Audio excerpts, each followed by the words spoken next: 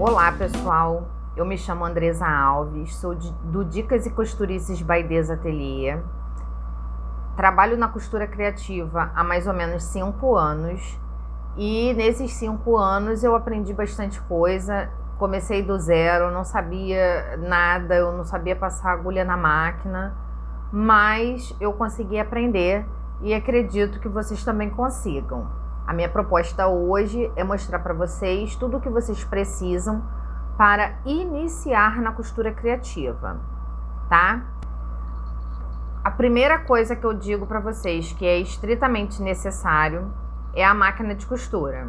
A máquina de costura, eu não vou dizer marca nem modelo, porque isso é uma questão de pesquisa. Eu acho que vocês têm que pesquisar a nível custo-benefício, tá? Eu, quando comprei a minha, eu pesquisei bastante, pesquisei sobre assistência técnica, pesquisei sobre peças, né, facilidade de troca de peças quando necessário, a que fosse mais fácil de manusear, né, porque a partir do momento que a gente não sabe utilizar o equipamento, a gente procura aquele que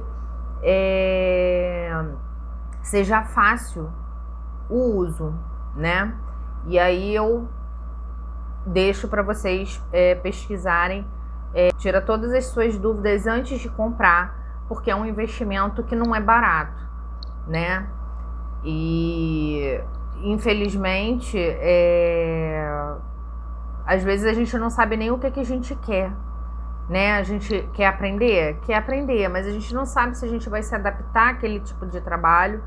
E o ideal realmente é a questão pesquisa, tá, gente?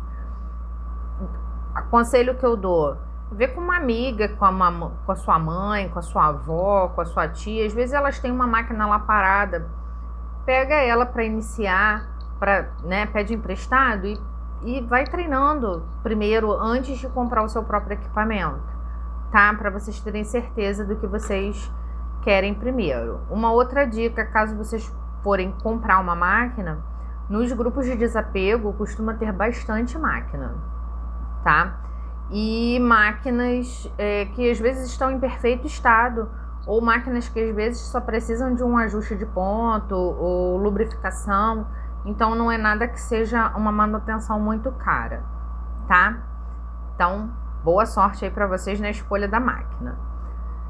Outra coisa muito importante na costura criativa é o ferro de passar, gente. Eu vou falar do ferro de passar primeiro, porque tudo na costura criativa tem que passar, não tem para onde a gente correr.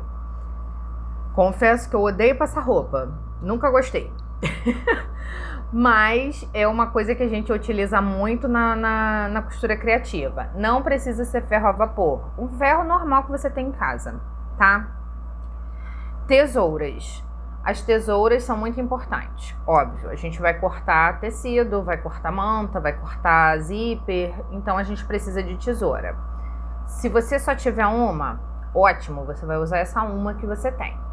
Mas o ideal é que você tenha pelo menos 2 tesouras.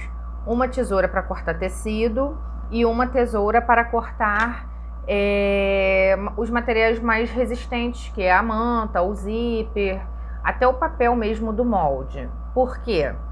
A tesoura do tecido, se você cortar outros materiais, ela perde o fio. E aí, com o tempo, a tesoura vai ficando uma droga, vai cortando, ao invés dela cortar reto, ela vai picotando o tecido. Então eu sempre recomendo que tenha uma tesoura somente para tecido. E é assim, na minha casa eu tenho que esconder a tesoura, porque se eu não esconder a tesoura, quando eu vejo, já estão cortando qualquer coisa com a minha tesoura, tá, gente?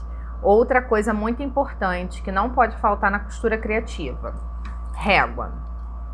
Não precisa se preocupar com aqueles milhões de réguas que vocês veem nos vídeos de costura criativa por aí, tá? Eu trabalho com costura criativa há 5 anos e eu não tenho nenhuma daquelas réguas, tá? Régua para canto mitrado, régua para arredondar, régua para não sei o que. Tem um monte de régua, eu não tenho nenhuma, tá? Eu me viro com o que eu tenho até hoje. Então, régua escolar pode ser de 30 centímetros, pode ser maior, não importa. Mas eu recomendo principalmente de 30 centímetros, que é o que a gente mais usa, tá?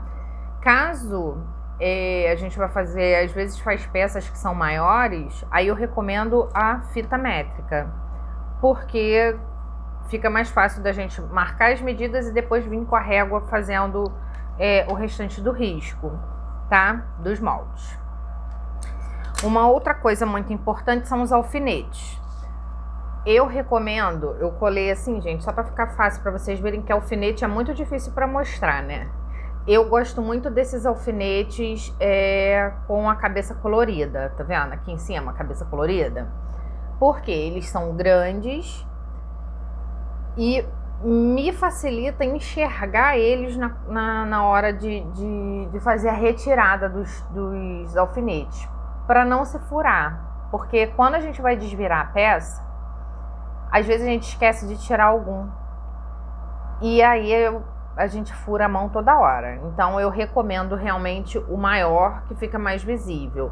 Esse pequenininho, claro, se você não tiver condições agora de comprar o maior, usa o que você tiver, tá? O que for de fácil acesso para você, tá bom? Mas só fica atenta realmente para não ficar se furando o tempo todo. Outra dica importante são as canetas ou giz. Caneta fantasminha, ela é ideal para trabalho com costura criativa. Por quê? Eu faço molde num papel e todas as vezes que eu vou fazer uma peça, eu pego o molde e risco no meu tecido. Eu risco com a caneta. Não recomendo usar a caneta normal, a caneta esferográfica normal que a gente usa para escrever no papel. Por quê? Na hora de lavar a peça, pode manchar.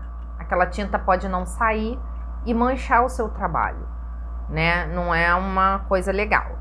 Mas a caneta, eu costumo comprar ela por em torno aí de R$5, mais ou menos, tá, gente? Se você não tiver condições de comprar caneta agora, eu tenho duas outras opções para você.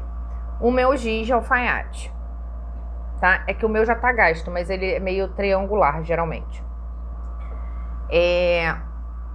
O giz também é utilizável.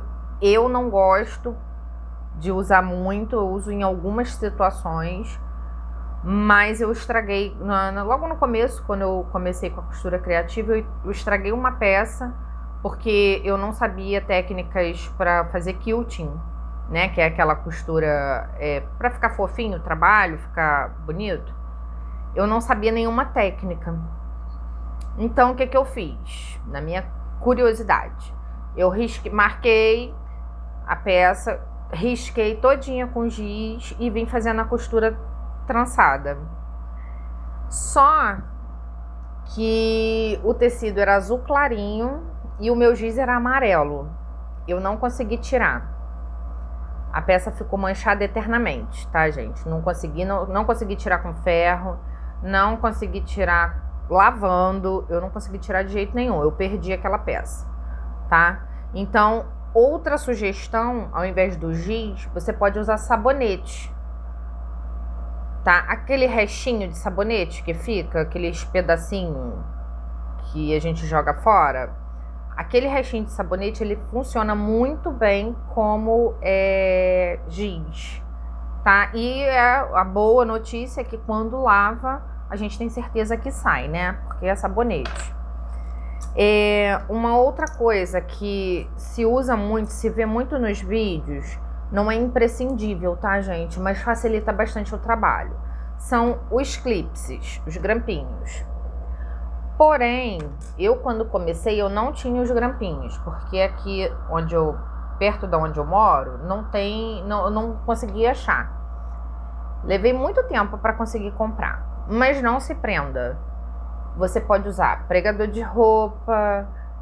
Eu na época achei, no começo eu usava pregador de roupa, mas aí depois eu achei essas presilhas, tipo bico de pato, para fazer presilha de bebê, de criança. E eu achei um pacote delas na loja. E aí eu falei, nossa, eu acho que vai funcionar bem como os prendedores. Comprei, deu super certo, tá? Eu uso até hoje. Eu uso o grampo, mas eu também uso a presilha, tá? E uma outra coisa que pode ser usada é esses clips pra quantidade maior de papel, tá vendo? Ele também funciona bem, tá? Pra prender as peças.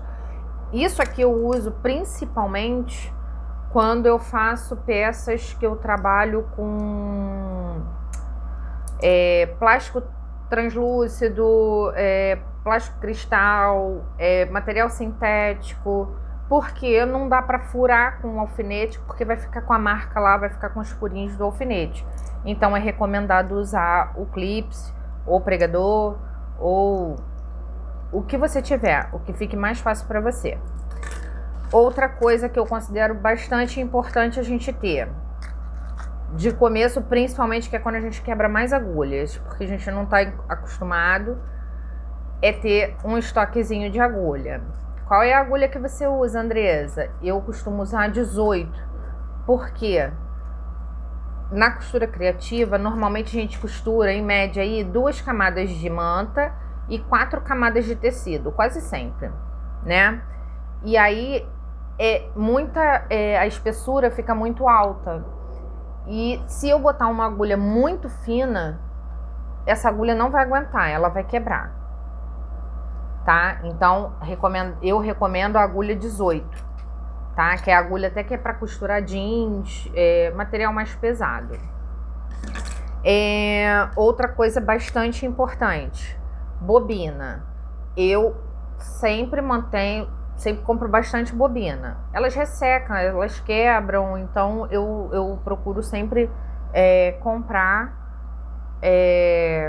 Nem que você pode comprar assim, esse mês você compra meia dúzia, no outro mês você compra mais meia dúzia e assim vai, tá?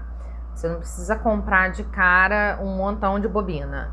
Mas a bobina, eu deixo elas cheias, tipo, principalmente com linha branca e linha preta, que são as linhas que eu mais uso, tá?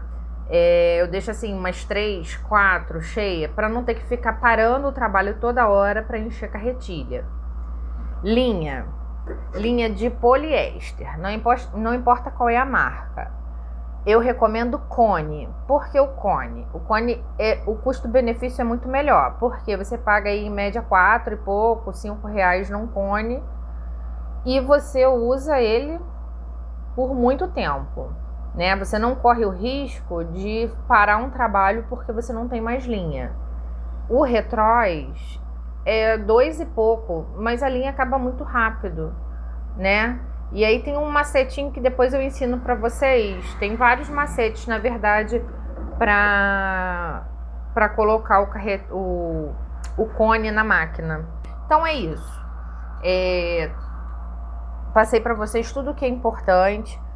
Pensem, anotem todas essas informações, porque elas são importantes. O que vocês não têm, vocês já começam a adquirir. Na próxima aula eu vou ensinar para vocês treinamento de costura, para costura reta, costura arredondada, para vocês irem treinando, tá bom? Vou ensinar técnicas de costura para vocês. Espero que vocês tenham gostado dessa aula. Não se esqueçam de se inscrever, curtir, compartilhar e comentar. E não esquece, ativa o sininho lá, que é para vocês poderem receber as notificações dos meus próximos vídeos. Tá bom? Fiquem com Deus e até a próxima aula.